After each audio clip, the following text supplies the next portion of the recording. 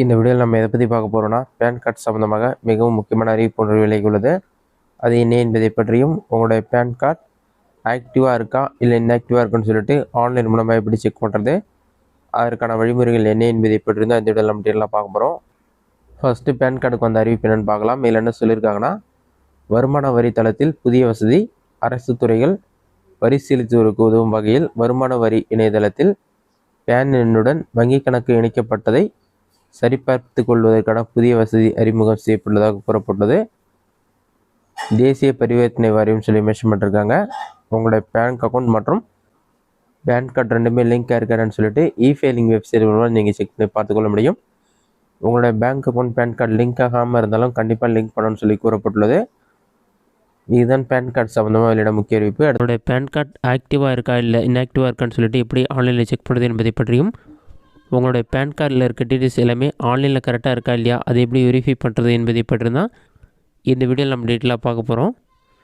இதற்கு பார்த்தீங்கன்னா, நீங்கள் ஃபஸ்ட்டு உங்களோட மொபைலில் ஏதாவது ஒரு ப்ரௌசர் ஓப்பன் பண்ணிக்கிங்க. அதில் கூகுள் சர்ச்சில் போயிட்டு இ-ஃபைலிங்னு சொல்லி டைப் பண்ணுங்கள். அந்த மாதிரி நீங்கள் டைப் பண்ணி வைக்க கொடுங்க. ஃபஸ்ட் எடுத்துனே பார்த்தீங்கன்னா incometax.gov.in ஒரு வெப்சைட் ஷோ ஆகும். அந்த வெப்சைட் வந்து செலக்ட் பண்ணுங்கள். அந்த வெப்சைட் நீங்கள் செலக்ட் பண்ண ஒரு 5 செகண்ட்ஸ் லோட் ஆகும். லோடாகி கம்ப்ளீட் ஆகிற வரைக்கும் வெயிட் பண்ணுங்கள். லோடாகி கம்ப்ளீட் ஆன பிறகு பாட்டமில் ஸ்க்ரோல் பண்ணுங்கள். இதில் பார்த்தீங்கன்னா வெரிஃபை பேன் ஸ்டேட்டஸ்னு ஒரு ஆப்ஷன் இருக்கும். அந்த ஆப்ஷனை செலக்ட் பண்ணுங்கள்.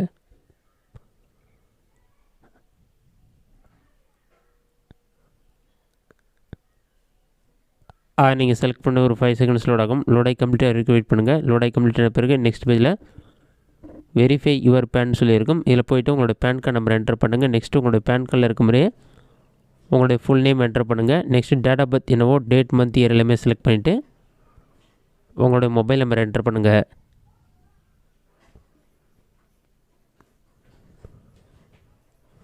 நீங்கள் என்ன மொபைல் நம்பர் யூஸ் பண்ணுறீங்களோ அந்த மொபைல் நம்பர் என்டர் பண்ணுங்கள். ஏன்னா அந்த மொபைல் நம்பருக்கு தான் 6 நம்பர் கொண்ட ஓடிபி வரும். அந்த ஓடிபி வந்து வெரிஃபை பண்ணுற மாதிரி இருக்கும். அதை என்டர் பண்ணிவிட்டு கண்டினியூ ஆப்ஷன் வந்து கிளிக் பண்ணுங்கள்.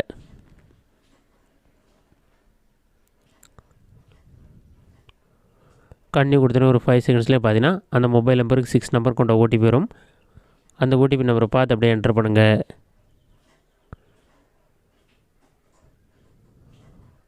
ஃபோர் 326